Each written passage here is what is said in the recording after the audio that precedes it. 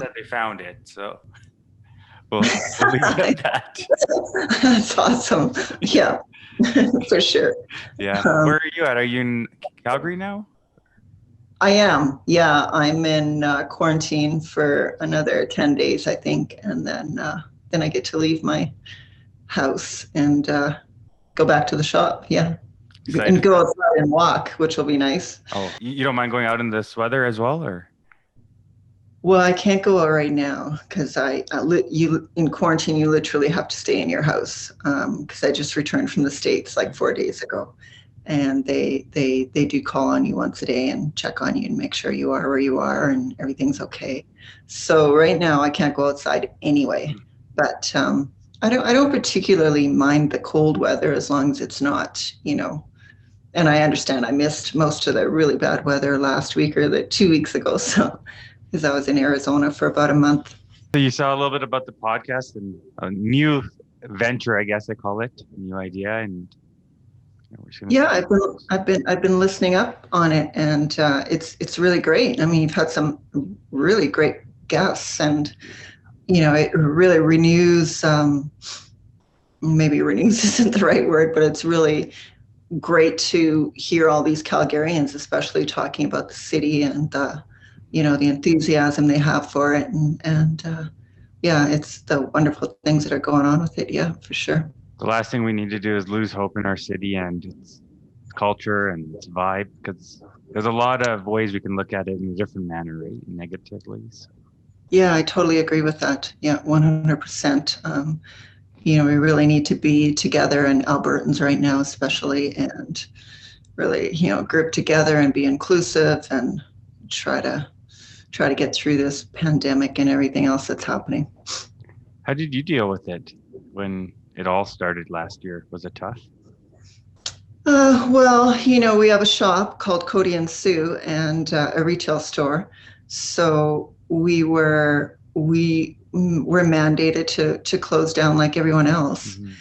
And we kind of looked at each other in the shop and said, well, what are we going to do? Are we going to go home and, sit at home, or are we going to try and figure something out? And we decided that we would, carry on and try to keep some revenue coming in. And we do have a pretty robust online aspect to it. So we just, did some fun things like ran auctions and went downstairs in the basement and, dredged up all the stuff that we should have cleared out years ago and actually did clear it out.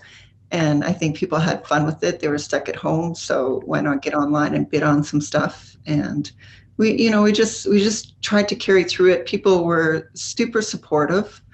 And that took us into when we opened again, which was the end of May, was it? Or Yeah, beginning of June, yeah.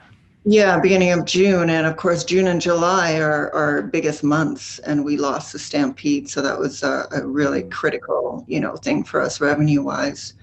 But after that, it's just been really, I think the community is so supportive of small business that we've been doing okay, holding in there. And we even opened up another shop in Bragg Creek in the fall. Okay. So no, we're pretty excited about the year, and we're hoping that Stampede will be back this year in some capacity.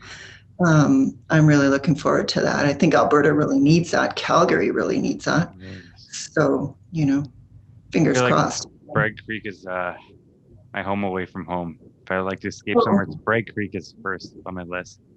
Oh, really? I love it out there. And so the Powderhorn Saloon, if I'm looking directly at it, are you guys on the left side? Is that your shop? There's a new shop? No, we're actually in the mall Behind next to it. Yeah. Ah, okay. I'm going to have to come by and check it out. Yeah, What is it called? Oh, it's called Cody and Sue, and we're sharing the space with a wholesaler that works with us here in Calgary, Micah Gallery. And so it was their opportunity, really, and they invited us to join them. And I thought, why not? I mean, Bright Creek is a great little town, and what we carry should fit in there. And it was such a good opportunity that was really too good to say no to. And we might have been the only retail store in Alberta that actually opened up a second location while the pandemic was on. But it's turned out really good. The community's been super supportive. We're not really well known yet, but I'm super excited about the summer, especially, finishing work and being able to go for a hike or something, just down the road will be Elbow very Falls cool. even or whatnot. So, Yeah, exactly. Yeah. Now, did you realize during the pandemic that maybe it's better to pivot online completely? Did you think about that option? And be like, well, we're paying for all this space. Do we really need it? Yeah, I like our brick and mortar. I Yes. mean, I like being able to see the people, chat with the people, have kind of that community. And I love the Inglewood community. So I would have a hard time just being online as much as I do like the online, game of figuring out what the next algorithm is going to be and how to sell and all of those things. That's a tricky but fun thing to do. But I think for me and for the shop, brick and mortar is an important part of our presence. And I could see us going online at some point, I suppose. But right now, our brick and mortar is actually really strong. It's much stronger than our online. So yeah, we never really thought about doing strictly online. No. It's interesting because if you think about the West or, the styles that you carry, you think of your brand right away. I don't know why. You've been in the forefront of, I don't know, modern Western wear. Is that what would say? What is this? There's a word. It starts with a B. Well, it has a little bit of a boho, if that's what Boho. you. There we go. Yes. Yeah, yeah. We're really about, teaching or showing how to be proud of Western wear and how to incorporate it into your city, whether it's corporate or weekend wear.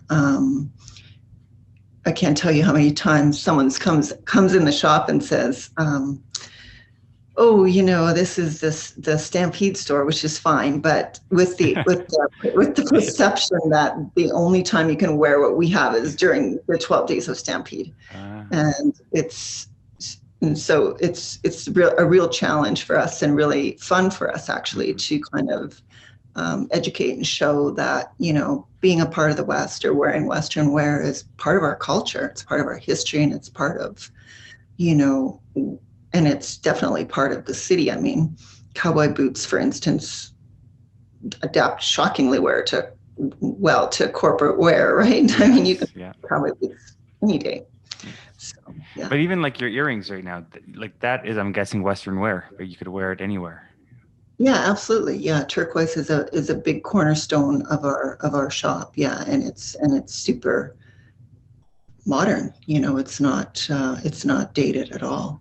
And I think we've really been helped by this sort of new generation of influencers that are in their 20s and their 30s, I guess, and they're out there and they're wearing, the clothes and they're wearing the accoutrements and they're cool and they have, lives that are busy and full and fulfilling. I think it's really, it's a real draw for everyone now to kind of watch that. And I think it's becoming more and more prevalent. The whole Western culture seems to be shifting back into being a cool thing to do again. Which for a while it was sort of, Westerners were rednecks and, hayseeds and bat hats and all of that. But I see a big shift in that now, and I think it's really good. There's a few gents here and ladies actually, like the belts they'll wear, and you're like, wow, that's actually really cool. I think BK is his name on Instagram. Mm-hmm. Yeah, Brad Carl. Yeah. Yes. Yeah. And he's always in Longview, and he's always on a horse and all these things. I'm like, damn, that's a cool style. Yeah. Like, I don't know if I'll pull it off, but we'll try one day. You can totally pull that off. Yeah. Okay. Yeah. That's But awesome. that's exactly what I'm speaking about is, those influencers who are out there and really pulling off a very cool look and a very cool way of life that is, really interesting and adventurous. And, they're living how they want to live and carving out a lifestyle and a career and a revenue out of it. And it's good to see that. What's your story? Like, how did this all happen? Cody and Sue, have you always been into fashion or the Western culture, or how did this all start for you? Um, Probably, you know, I mean, really, I think it started when I was a kid, probably. I lived sort of, I suppose, on the edge of the West, in southeastern Saskatchewan. Um, Was it a small town? Super small. We lived on a small farm. Yeah. Yeah, our town, had less than 100 people in it. We were right on the border Wow. What was of the town called? North Portal. North. Okay. Yeah. Yeah, so it's southeast of Estevan. That's And we had a small mixed, my mom and dad had a small mixed farm there. yeah. And I had a horse, and our land bordered the PFRA pastures, which is thousands and thousands of Oh acres yes. that are government owned, and it's kind of like lease land. I think the federal government has since actually turned them over to the provincial governments, and it's maybe even been privatized now. But at that time, it was, thousands and thousands of acres of grasslands, and it was my escape as a kid. I could literally get on my paint cross draft horse and ride out there and spend all day out there and find teepee rings and arrowheads and, riding out under the hawk circling the sky and wild tiger lilies and all of that. And I think, without me really, knowing it at the time or pinpointing it logically in my head, it was, I fell in love with the West, as a kid there. I studied the Sioux Nation, Indian tribes, and made my own moccasins and, did all of that. I was fascinated with all of that. And then, as kids will do, I got older and moved to the city and completely forgot about all of that. And then, as also happens, your life can circle around, right? And my circling around began with when I was running an ad agency and then a publishing company, and we bought a flailing horse publication called Northern Horse Review. And together with my sister, we turned that around, and through the running of that magazine, which is now called Western Horse Review, I again became ingrained with the West. The ranchers and the horse people and the artists and the authors and the writers out here, and once again, fully became obsessed with it and in love with the West again. And we ran those publications for quite a while, like 15 years. And then I sold it. It's still run by a good friend of mine, Jen and Clay Webster. And, it's doing as well as magazines can do in these days. But one of the things that really struck me as I was kind of this Western person in the middle of the city with a lot of city friends around me, what a disconnect there was between the West and urban Calgary. And it was a bit, I don't know if concerning is the right word or not. I didn't sit around worrying about it, but it kept striking me that that Calgary was not the cow town that it used to be, if that's a better way of saying it. It was trying to be Toronto or something. And to me, that was kind of like, why are we trying to be Toronto? I mean, the West is awesome. Toronto's envious of the West. So one year, my daughter and I we were riding cutting horses at the time, and we were competing to get to the world finals, which means that you have to put a lot of miles on the road, going to every show that you can, and earning as much money as you can to land in the top 15 and compete. Ingrid, for the people that don't know what a cutting horses is, what does that mean? Cutting is a Western sport, and you can find it at the Calgary Stampede. It involves a horse that is highly intelligent. It's a quarter horse, and they're kind of like a bird dog or like a hunting dog, where they have an instinct to, and this is an instinct that's been born in them for over 100 years, as they were taught to cut cattle off the ranges of Texas, which is where the sport was kind of born. Mm-hmm. And it's about entering, riding your horse and entering a herd very quietly and cutting out, maybe the calf that needs to be doctored, or the steer that you want to rope, or whatever it is, and doing it in a very quiet way so that the rest of the herd isn't scattered. And it's evolved into this sport that really showcases the horsemanship and the cutting ability of a cutting horse. So it was a sport that we were doing, and we were traveling all through the Southwest. Tara was 13. My daughter Tara was, I think she was 12 or 13 at the time, and we went to. She was competing in one class, and I was competing in another one. And we showed in Southern California, and we showed in Arizona and New Mexico and Texas, and everywhere along the way, wherever we were, which was often these cool little Western towns, we'd have some spare time, so we'd go and look around, and we'd run into these shops that were really neat, Southwest stores, and full of turquoise and silver and cool clothing, and I began to think, like, why does Calgary not have a shop like this? So I came back, and that's how Cody and Sue really was started, was with the idea that we should have a place in Calgary that has, a modern West look to it, that has the ability for people to come in and buy clothing that they can wear all year long, not just costume up for Calgary Stampede. And that's kind of where that all started. Where's the turquoise from? How does that come about?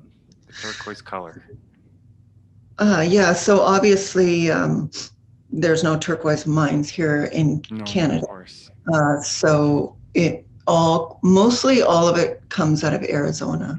And how does it relate, though, to the Western culture? Yeah, turquoise is so tied in historically with the Southwest Indian tribes, like the Navajo and Apache and Zuni, and those are all the artisans that we work with through our wholesalers, Micah, nowadays to buy our turquoise. It was, I think, an accoutrement for, all, not only American Indians then and now, but also whites. Mm-hmm. And it became a real sort of central fashion focus element, along with silver, of sort of the Western life. Yeah. So that's why we carry a lot of it. Mm-hmm. Where did the name Cody and Sue come from? Because that's a unique name, and it flows. Yeah, it's really cool, isn't it? We had actually, what we did, it was my daughter and I at the time who were looking at the names, mm-hmm. Possible names for the shop. And we were already in Vegas doing our first buying show, and we still hadn't decided what the name of the shop was going to be. And we were sitting in the hotel room one night, and I had put together this list of, hundreds of words that were either, had native backgrounds or had sort of pioneer backgrounds. And we just kept putting them together. And then Alex said at one time, what about Cody and Sue? And we thought, yeah, that works together. And it pays tribute to both, both of sort of the original people of the West. So that's where we came up with the name. Had a great ring to it, and yeah. For the listeners, who was Cody and who was Sue? In a short term, and they can Google it if they want to look further. Yeah, exactly. I guess Cody just really refers to sort of the pioneer, the Westerner cowboy, vaquero guy, and Sue obviously refers to more of the native side. Yeah. Native side, yeah. Are you seeing the Western culture coming back, although we've been dealing with the pandemic and whatnot? And what are you seeing out there that's happening? Because people can't wear their attire out, and who knows if Stampede 2021 will happen. Fingers crossed it does, though, because we need it. Yeah, really, fingers crossed it does. I'm on one of the committees at the Stampede, the Western Performance Horse Committee, and we're certainly working towards that. There will be a Stampede, albeit one that looks much different, perhaps, than what we've had in the past. But personally, I think a Stampede that celebrates our city and local and Canadians would be really welcome right now and really good for everyone. But in Western culture, what I've seen, I guess what I've observed over the last year is a lot of what people are choosing to keep is their horses. Maybe they're not showing them, maybe they're not, spending that kind of money anymore, but they're riding them, they're keeping them. Maybe they're not going to the office anymore. But they still have their horse out in the country and they can go ride it, which is really great to see. Do you still remember your first horse? The one? Yeah, that was the paint/draft horse. She was, my childhood horse, and she was a great old mare. I mean, I would be riding along the PFRA pastures and see, the real PFRA cowboys on the horizon riding their real quarter horses with real tack and all of that, and be very envious. But at least I had a horse so I could get out and ride. Have you gone back to where you came from, your farm? Yeah, we still have the farm. I don't get back there too often. No one lives there anymore. But Mom and Dad are here, or they're? No, they passed away years ago. Yeah.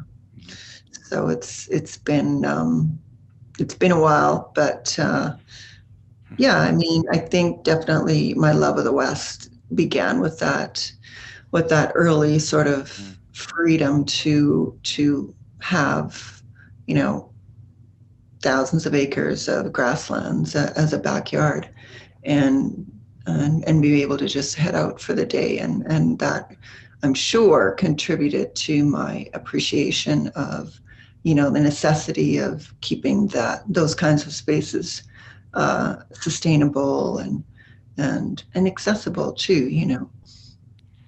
It's funny because I've known you for a few years now, and every time we would chat, you're always out cutting horses or out of the city as best as possible. You're in and you're out right away. Is that like your go-to thing? You still love being out there? Oh yeah, for sure. I actually really like the condo that I live in right now. It's a cool little old loft building, and I always said, if I lived in the city, it would be in a studio apartment and not like in a house with a backyard or anything. So I'm really happy with this, but I'm out in the country a lot. Yeah. I love that door behind you, by the way. Oh yeah. Yeah, I love it. I've looked at it a few times, like, wow. Is that a single door? Or? It's a double door sliding. Oh, fold in? Door. Yeah. Nice. Are you in downtown then, or? Just on the edge of Inglewood, yeah.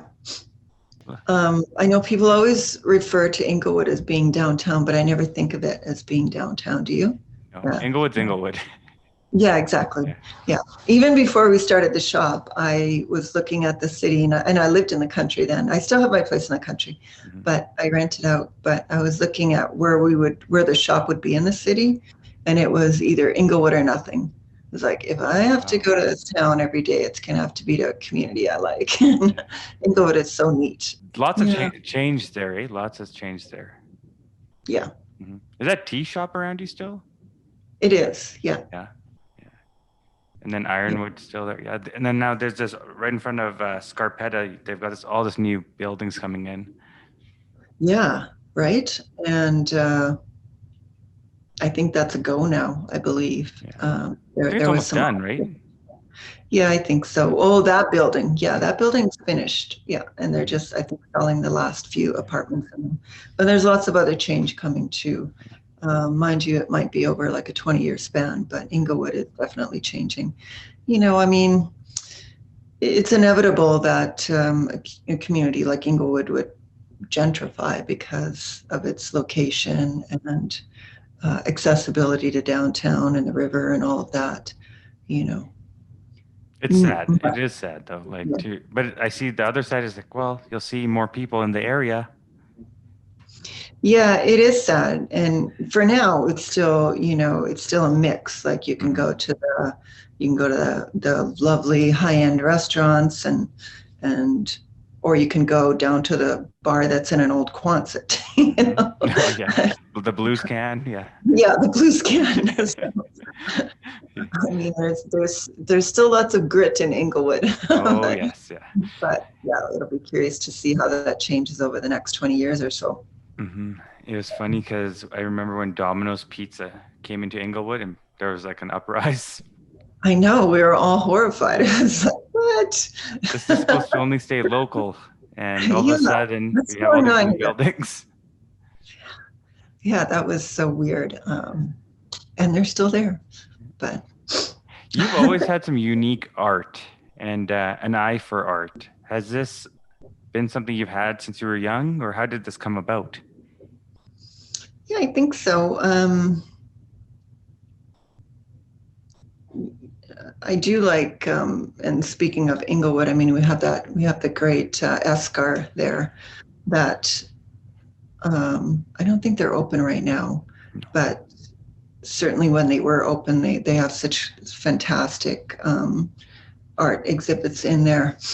But I think I have always had a love of art. Yeah, for sure. I did a year in ACAD when I quickly realized that I was not going to be an artist and dropped out of that. Yeah. But my reverence for art continues, and I like to surround myself with a lot of art wherever I'm living and go to the auctions and do all that stuff. Yeah, There's for an sure. artist that you've shared before, I think Peter or Paul. He's supposed to be on the podcast, I think next week or the week after. He's an art. Paul Van Ginkel? Yes. Yeah, so our shop in Inglewood is in his old studio. Did you know that? No, I didn't know that. What? Yeah, he used to be like beside Spelunko there. Yeah, that used to be his art gallery. Had no idea. Yeah.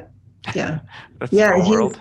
he's an incredible artist and a really, really interesting person. Mm-hmm. Great conversationalist. So you'll like that podcast. Yeah, for sure. Do you have any skulls and stuff that you guys sell still, or cattle skulls? We do. We will carry skulls. It's amazing how popular skulls are. Oh, yeah. So we will. We don't have anything at the moment, to be honest. But we do have an artist that we deal with, mm-hmm. and he paints them, and he's just creating some right now. So when he's finished, he'll have them in the shop. But a skull is such a it's probably one of the coolest ways to bring the West into your home, right? Mm-hmm. Or like a hide, hide. Yeah, maybe not this one, but I would totally have that in my house. Yeah, would you? Yes. A zebra. Absolutely. Yeah. That's funny. I remember the first time I'd come to your shop. You have a taxidermist something. I forgot what it was. Oh, yeah, we have a longhorn. A longhorn, yeah, full. Yeah. Jesus. Yeah. It's huge, isn't it? It's massive. Yeah. Where did you get that from, or how? And did you find a name for it finally? Well, we just kind of colloquially, I call him Cody, Cody, nice. and everyone who comes in assumes that his name is Cody. So, Perfect. uh, Yeah. yeah, we found him at an antique shop. Actually, finally, I really wanted a Mhm. Longhorn in the shop, and I was about to order one from the States because I couldn't find one here. And then we just came across one, and he came with a little newspaper clipping, actually, and some history. He's got to be like, I don't know, 50 years old, but he was once part of a Longhorn team that competed or showcased at the Calgary Stampede. Hmm. And after he was mounted, he was owned by Frank Sisson, Frank Sisson's casino. Okay. So Wow. So it was probably up there. It was hung up there somewhere. yeah, yeah. So I always look for photos, and I can't imagine that he would have been out in the casino because he's in really good shape. So I imagine he must have been in Frank Sisson's office or Office. something. Okay. I'm sure somebody out there knows, but I don't. So it would be cool to find some photos of him Yeah. from his other Mhm. lives. I love stuff like that and just stories behind why we have what we have. And do you believe that a lot of the West is fading in terms of its history and stuff like that? Like a little story like that matters. That's why I wanted to do this because these little stories, they all add up to something, don't they? Yeah. Yeah, they really do, don't they? You know, I have felt like the West is fading from the minds of Calgarians. Hmm. And Westerners, the original Westerners, those of us out here, it might be a little of our own doing, and I think that attitude is changing, and we are becoming a lot more inclusive and a lot more open to um, talking about what we're doing, how we're doing it, the care that we give our animals out at ranches, how important grasslands are, how important, you know, cattle on grasslands are, and all of that. And that is really the germ behind the festival that we run, the Way Out West Festival, is providing an authentic conduit between the West Hmm. and and Urban whoever city. wants to attend, really urban city people, urban people. Yeah. Yeah. Is it or was it awkward and hard for you back in the day to fit in and find your tribe with city people? Because it's a different way of thinking, I think, of the West. Yeah. No, it really wasn't. No? I fit in, initially it might have been a little difficult, but Hmm. I had great city friends, and it was just we just had, we like different art and different authors and different musicians, but it was those kind of like-minded people that tend to go to those genres. Right, right. Perfect. Um, Now, yeah. Ingrid, is there going to be a Way Out Fest this year or? We're sure hoping there's going to be a Way Out West Fest. We're working on it. What it's going to look like, just like everything else, is a Hmm. bit unknown right now. Um, Sorry. you know, sorry. Emergency? No worries, no worries. Yeah, just give me one sec here.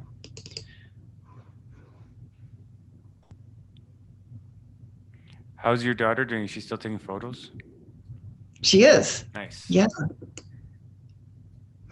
So she's actually a cutter. Her and her Okay. partner have a cutting operation in the States, Oh, and they're in Vegas right now cutting.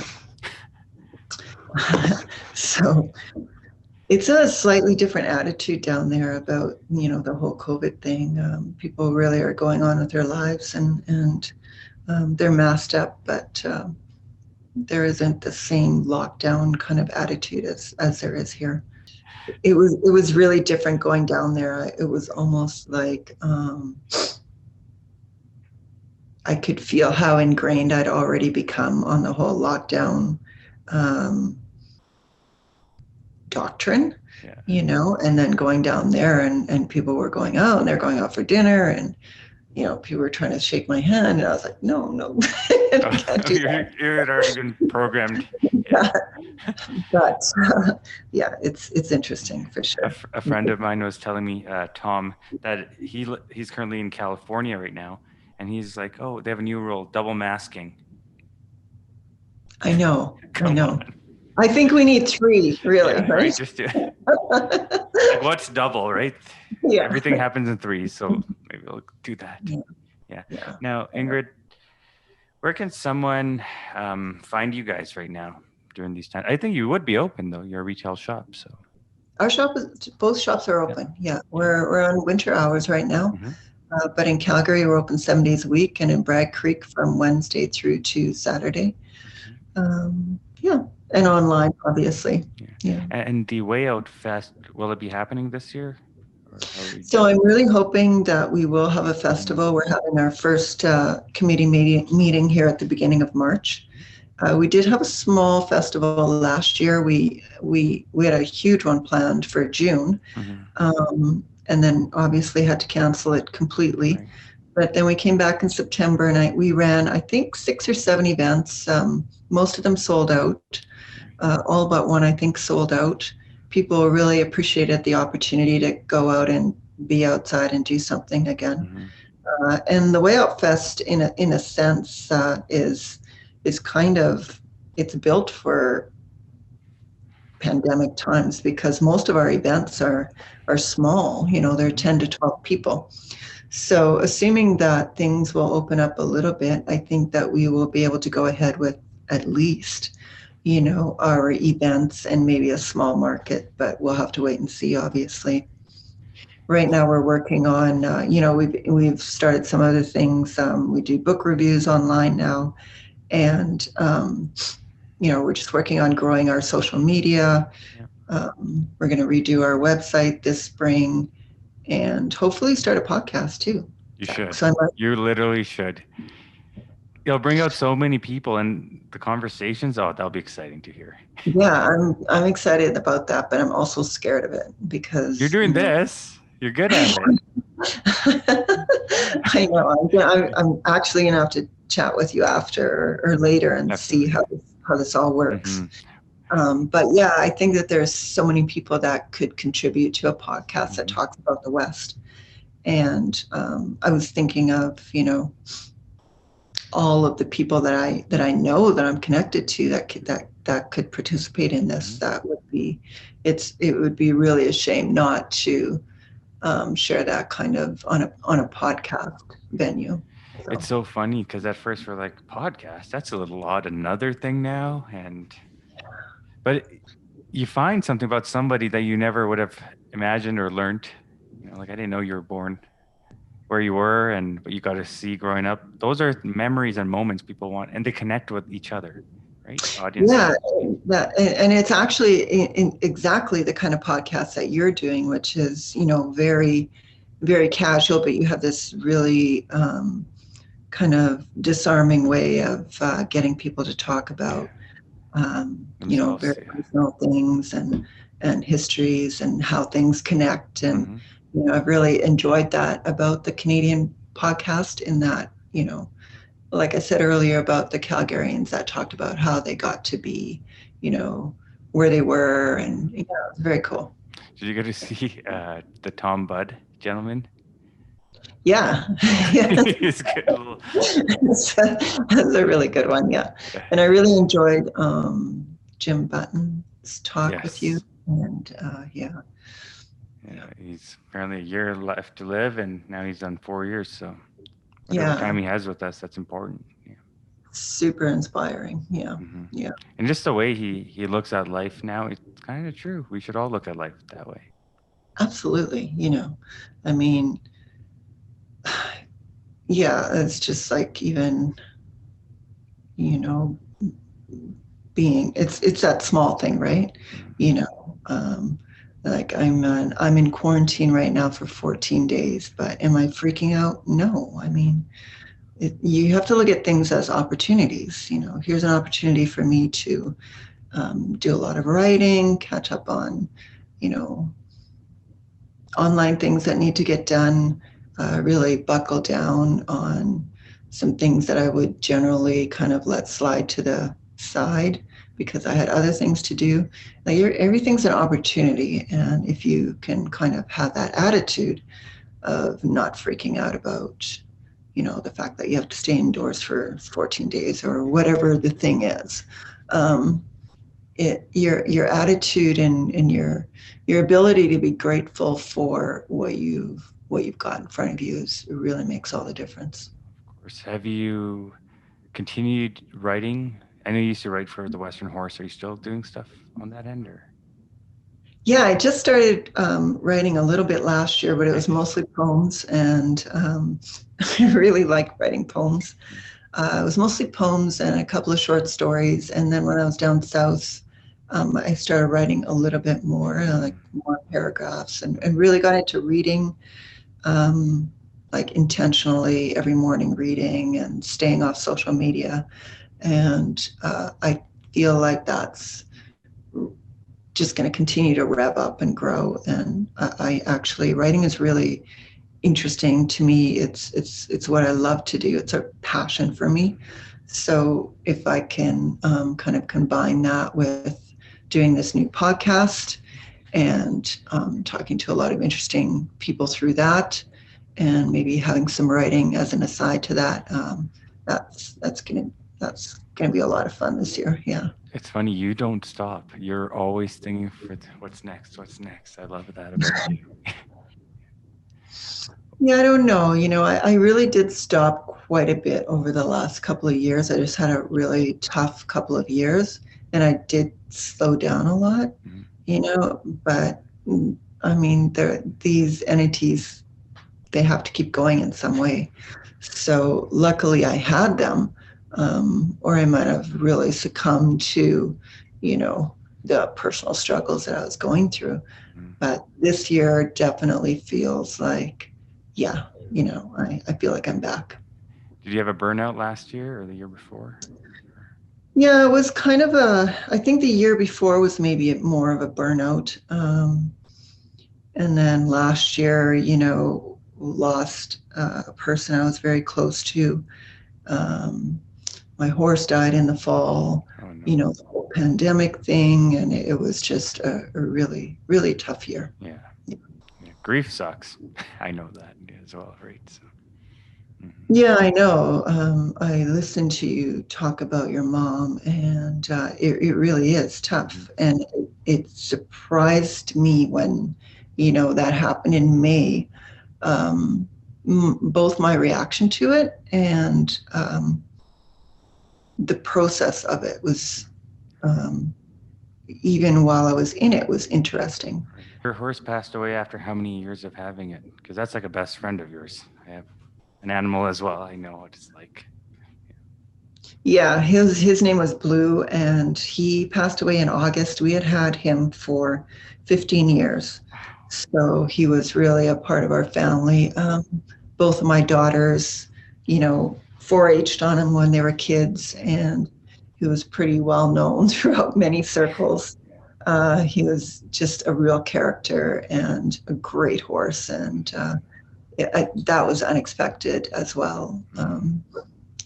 So it was and not the way that he should have gone. So Mm-hmm. again, it was really devastating for me because I think for me he was kind of the conduit to my life with my girls when they were growing up and we were showing horses, and it was really sort of a magical, wonderful time for us. And he was kind of what was left of that because the girls have moved on to their adult lives. So it was really hard. He was a really big part of our family. Do you still have some horses left? I only have one retired horse. Yeah. It was my first cutting horse, and she's staying with a friend. She's staying with a friend's horse who's also older and retired, and they're pasture buddies. And so I'm kind of more or less horseless right now. Yeah. That's okay. For now, For yeah, now, for now, yeah. yeah, yeah. Is there something you've learned though throughout the pandemic and throughout all the loss that has kind of kept you together? What do you find? Where do you find energy or something to hold on to when you're in the darkness, the down moments of life? And we all go through that. We're all human. Yeah, I think we all do, and I think we all have. For me, a lot, staying sane revolves around a couple of things. One is being out in nature. Like for me, it's walking or riding. I can easily get lost in my head, and I think that really is something that again comes from my childhood, from spending full days out in the prairie, in a kind of a escape, half fantastical world, dreaming about cowboys and Indians and all of those things, which I know it's not political to say that But that's what anymore, it was called. And but that's the only way to describe it, right? have you thought about publishing a book or sharing some of your stories out there for your short stories? I have thought about sharing some of my writing more, and I might do that a little bit through social media as this year goes on. For one thing, I think it will help me write more, and also I think it's the one thing that I can share in social media that isn't that has some substance. That would be worthwhile.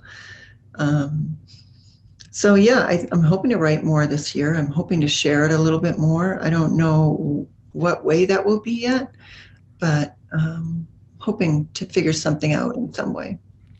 Do you have a short little poem that you could read to us? Or one that you memorize, or a phrase that You're you really really love in life?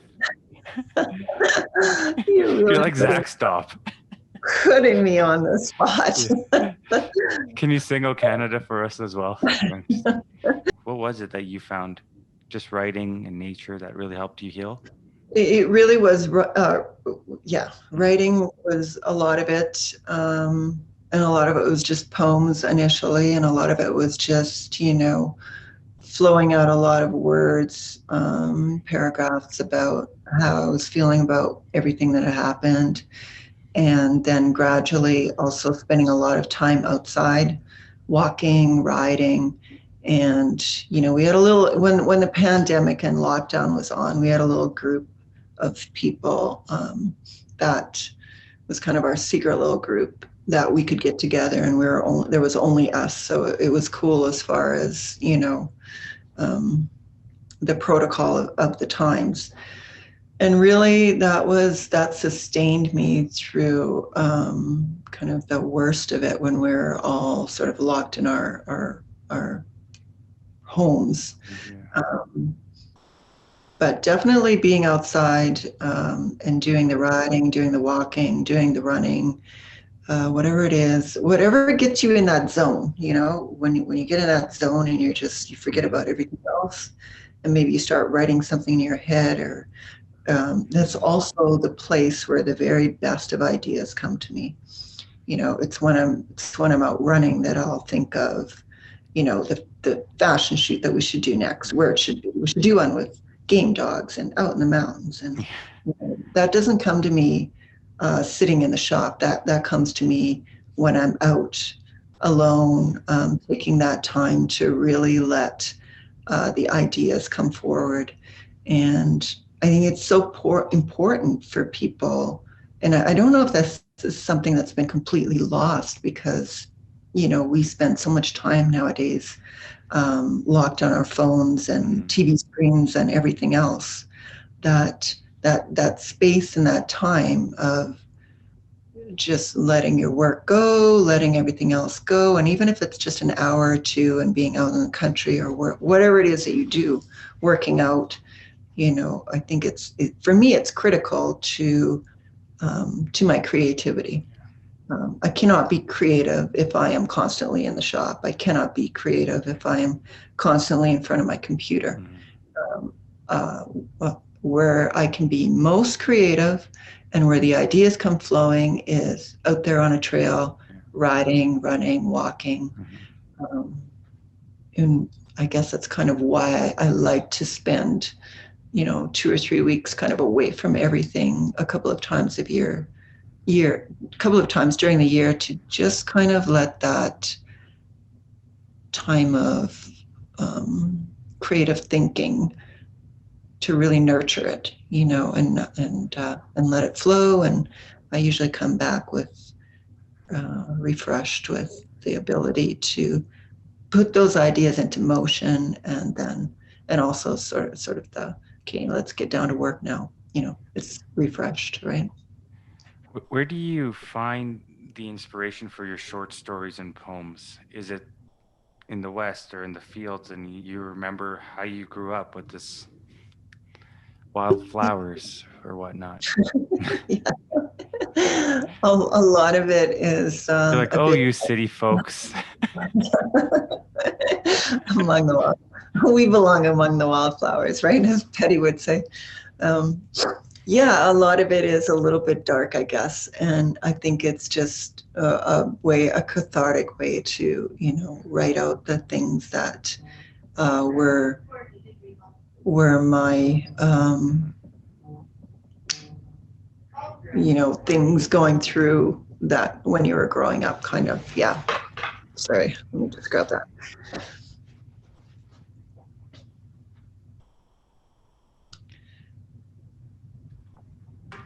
Sorry about that. Yeah. That's okay. Both our phones were going. Yeah. Do you get anxiety without being on the phone though these days? Do I get anxiety? Sorry, can you say that again? Without your phone. Yeah, absolutely. I do like to have my phone close by, except for these other times, but most of the time it's kind of tied to me, and it's how I keep in touch with the shop if I'm not there, and everything else in the world, kids, and yeah. And there's no one topic in life, right? There's not and the point, business or, yeah. And the point is you're doing it, so who cares what it's called? Exactly. True that. In the end, the content is what's going to, drive it. So, yeah. You really need to start yours though. Yeah, I'm excited. You probably have so many good guests on there that like, I know. In that field of industry, like your sector. Yeah. You'll nail it. Yeah. Get like Corb Lund on there. Oh, for sure. He's on the list. I've already made a list. Yeah, absolutely. Do you have a favorite country singer or a song? That's a good question. So I have a wide genre of music that I listen to. Like Tupac and Notorious B.I.G. and all that. Like what? Like Tupac and like the Notorious B.I.G. or Prince? Yes, absolutely. Michael Jackson, yeah. Yeah. I mean, I think at heart, I'm probably like a rock and roll girl, right? But, I do like Americana. I love the new sort of people that are coming out of that, like, I don't know, Chris Stapleton or Sturgill Simpson or Elizabeth Cook, Corb Lund for sure, Coulter Wall. Are you familiar with like Coulter Wall out of Saskatchewan? So I'm a diehard Johnny Cash fan, and that guy sounds cool. like him. Yeah. He's got that voice. Yeah, he sounds really a lot like Waylon Jennings, actually. Oh, is that what it is? Okay, I'm gonna have to hear that. And he's actually, I think he's only in his mid-20s, maybe. Yeah, but his voice does not, and the stuff he talks about is like, yeah, it's so cool, and it's so old soul, And I think that that's again part of that new generation that's really driving the West back into the limelight of a world stage, and it being a desirable lifestyle. And shows like, have you watched Yellowstone? I love it. Yeah. I mean, it's over the top, right? I mean, it's, but still, it's cool. He plays such a great actor or a role in that. And I watched him in the other one, Let Him Go. Oh, yeah. Good movie. Yeah. Really good movie. Yeah. Is that what an ideal cowboy should look like? Like a dream cowboy. Like Kevin Costner? Yeah. Yeah. Oh, well, in my mind, absolutely. Yeah, he's a good-looking guy. Yeah, Yeah, for sure. Yeah. It's just great to see the horses in that and, the expanse of the wild. And I think it gives people a real appreciation for why those wide open spaces are so necessary to us oh yeah. uh, as a culture. Have you been out there in the farmland and seen certain interactions the way Yellowstone was like in a way? Not maybe not the violence, but the way they would make deals. And in the West, it's a little different. Like on the prairies and on the ranches, it's not, oh, call my lawyer, call this contract. Maybe now it is, but back then it was on a handshake. A lot of the deals were done that way. Yeah, and I think that there's still a very strong ethos in that way. If you're buying a horse, that you will shake your hands over it for sure. But yeah, there's a contract on the side, Yeah. obviously. Um, so it's modern, but there's sort of a head nod to the old way of doing things. Yeah, and an appreciation and an acknowledgement of it for sure. Yeah. We have the Glenbow Museum to preserve the West, but I don't think that's enough.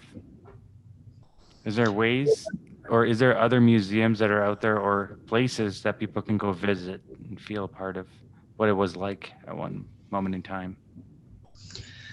Well, there's several historical sites, obviously, like the Bayou Ranch and Head Smashed In Buffalo Jump and that sort of thing. I think it's really, if you live here, especially, there are just so many places to walk and to hike. I mean, what a magnificent, Western backyard we have, backyard in the West.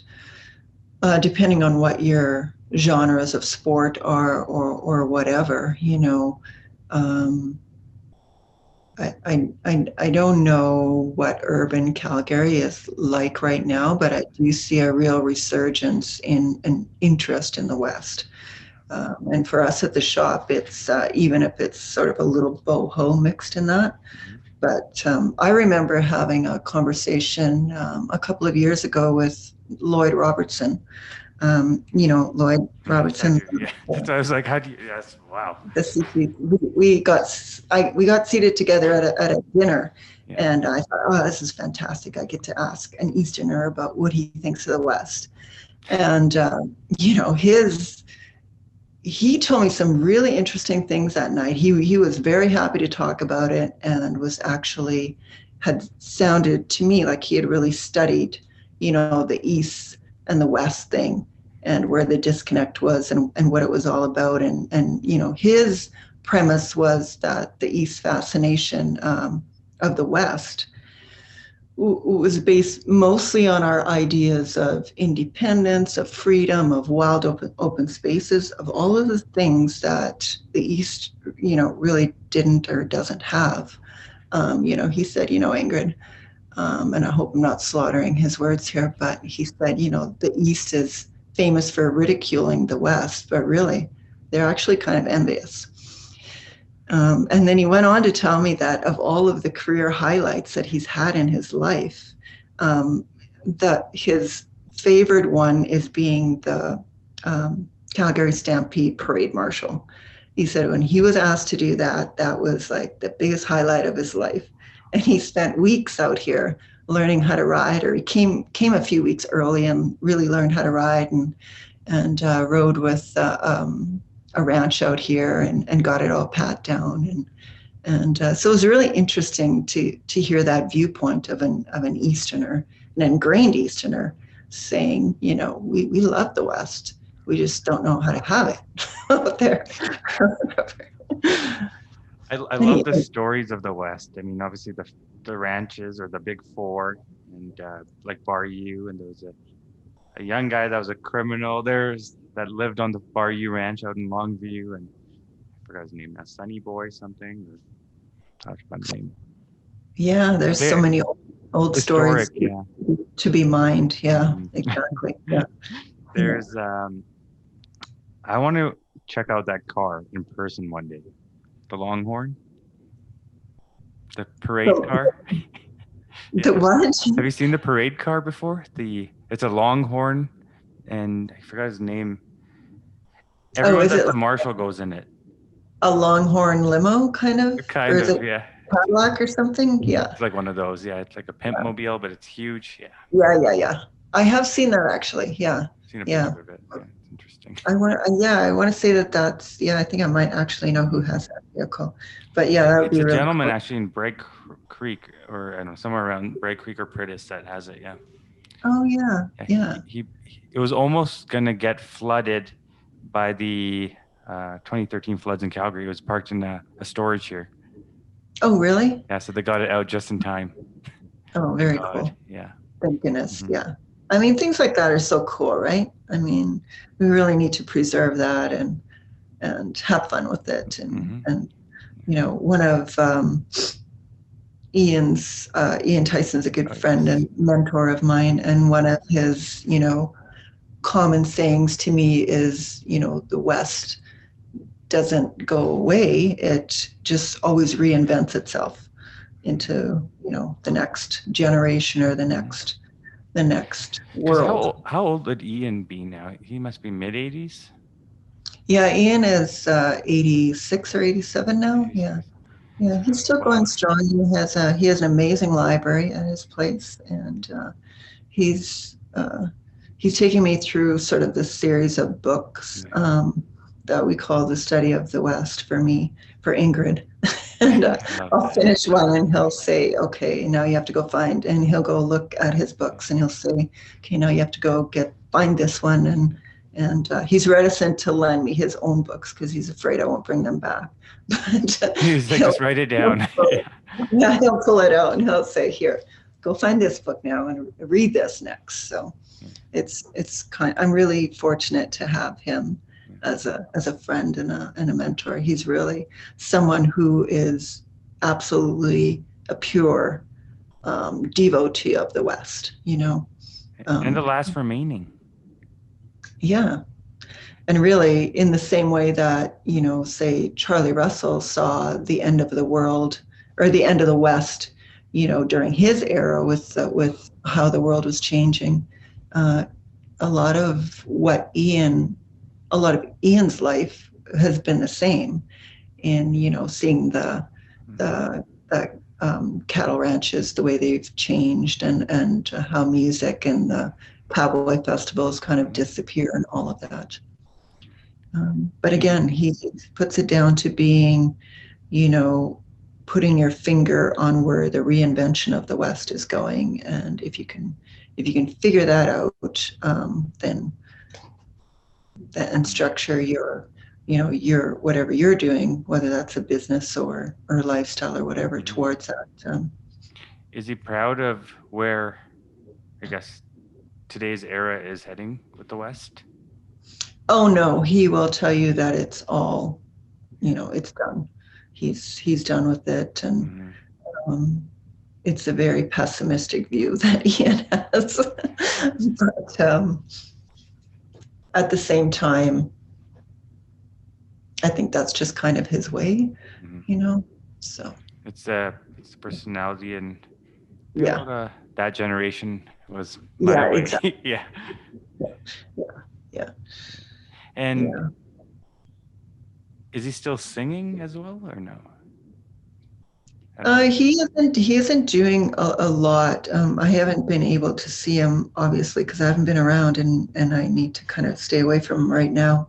But I I know he's not doing a ton of writing, but he's trying to play his guitar every day. Hmm. He's trying to get out and walk every day. So I, you know, I think he's trying to keep as busy as he can. Yeah. But I did ask him about the writing once, and he said that he didn't know what else there was in him to write about. He felt that he had written it, most of what there was in him to write about the West. Isn't that nice though when you know, like you've given it everything Yeah, out? that's kind of what I thought too. I thought, wow, like you've devoted your life to writing cowboy songs, and you've fulfilled it, you know? What more to ask? And Yeah, you are a cowboy, and that's exactly you. Yeah. yeah, Yeah. yeah. Yeah. How did this mentorship and friendship occur? Because you can just see it in your photos together. There's a bond, and it's unbreakable. Yeah, it's pretty special. It began a few years ago, maybe 5 or 6 years ago. I was writing. I still had Western Horse Review, or maybe I was just writing for Western Horse Review, and I wanted to do a story about Ian and his favorite horses. And so I met up with him and at his house, and that ended up being about 3 hours. And then I think in total, I probably have about 8 hours of interviews with him Wow. that I took that story out of. So, um, I just really kind of fell in love with his way of thinking of the West. I mean, he's such an original thinker. He's got, he will quote Lord Byron in one sentence and talk about, and start cussing, the cows in the next. He's like such an original thinker, that it's almost. And he doesn't care about judgment, which I kind of like about him. I've seen like stories on how he is and online. The guy doesn't care. He's just like, this is who I am. Absolutely. He's absolutely unapologetic about who he is. And, it's, he was a cutter as well. So we always have that to talk about. He's fascinated with cutting. But he came to a point in his life where he actually had to make a choice, music or cutting, because both of them are super time consuming. They'll consume all of the hours of your life if you let them. And he decided, I'm not going to make a living with cutting. So he went the music way, which was, of course, fortunate for all of us, because he's given us such beautiful music. And he's so, he's a little bit, I think, softer now in his old age. We'll be out somewhere and there's always people that want to come up and get his either autograph or picture taken with them or whatever. And I've heard that in the past he would be like very reticent to do that. But now he's like, oh, wow, sure, I'll do that. That's just a little sign. Yeah, actually, a friend of mine in Bright Creek, she told me Ian Tyson was there, and someone came up to him one time, and he's just like, "Fuck off." I was like, "Yeah, okay, that's pretty funny." Yeah, but he probably gets annoyed. Not gonna lie. Yeah. Yeah, I mean, we're not on the same page about that.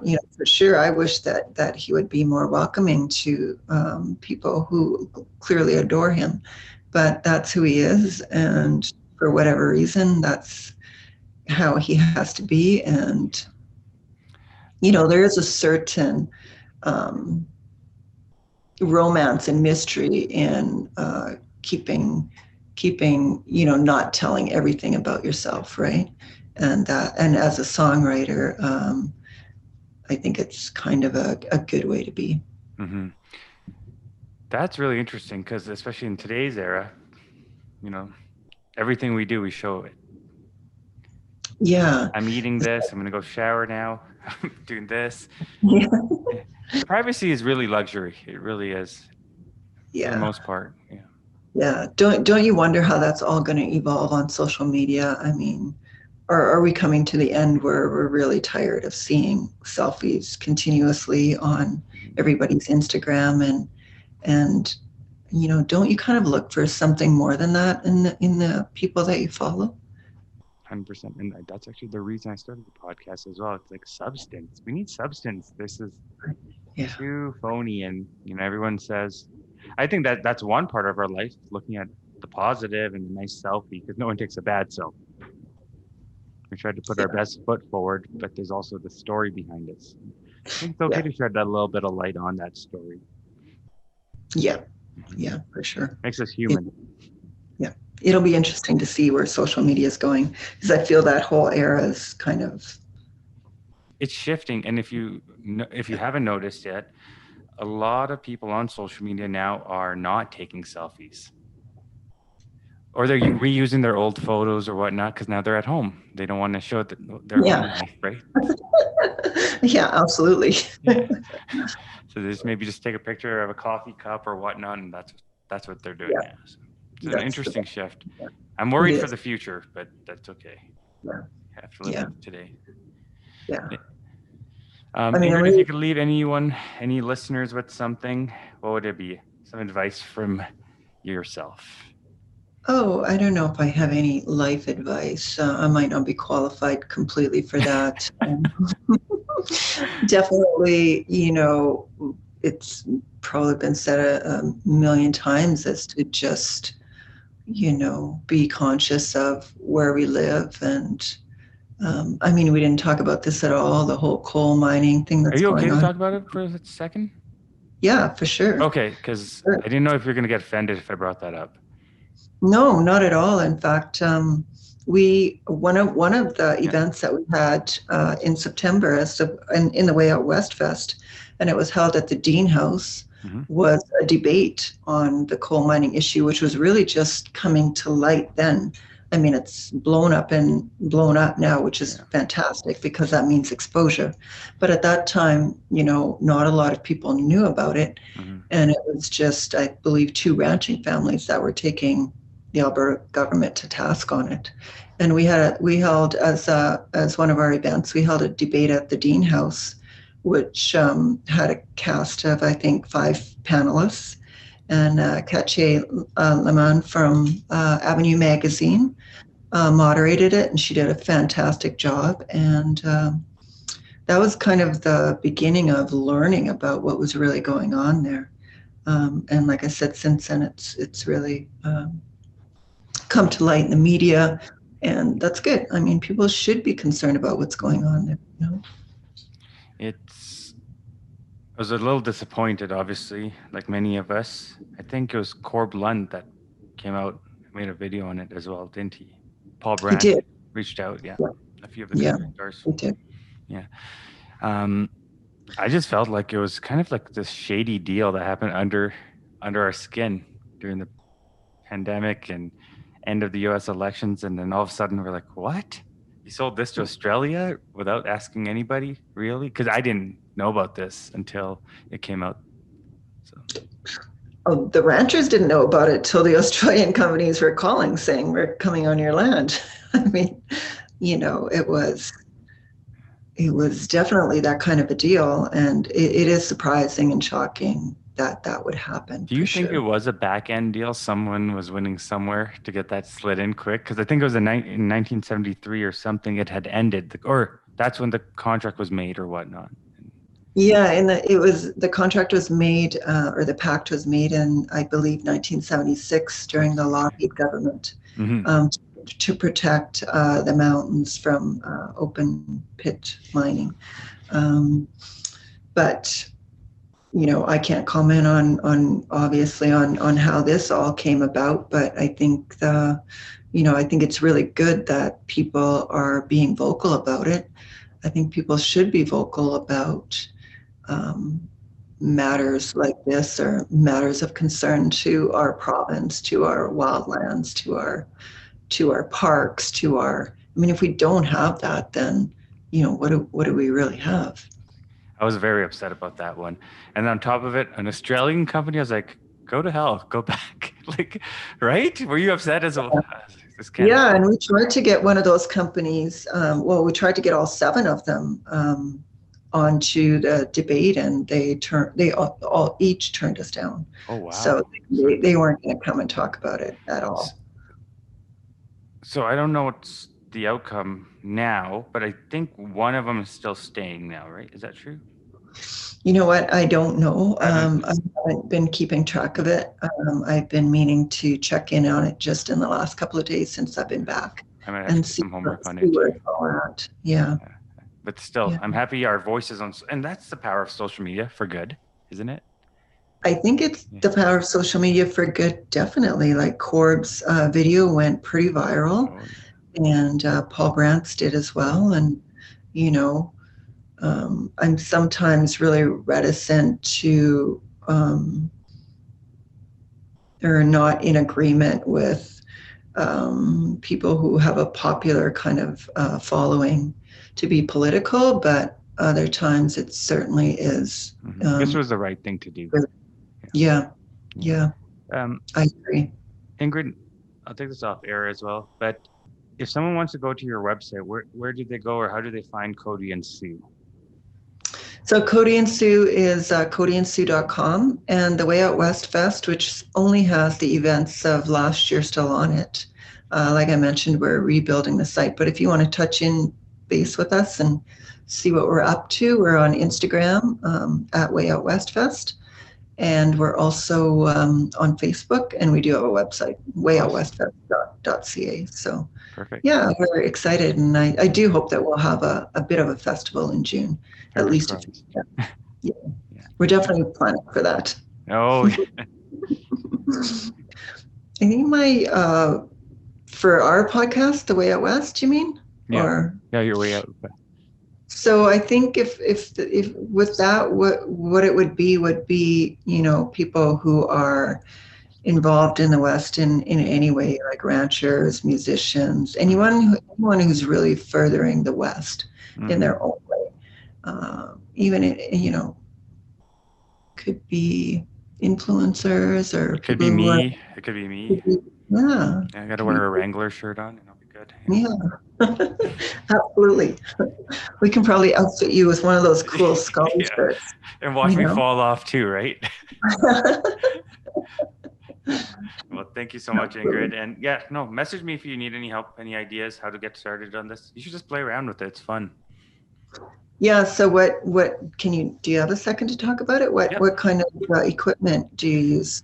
So I'll send you, it's all from Amazon and it works well. The costs are pretty much nothing. Like once you buy the equipment, it's super affordable.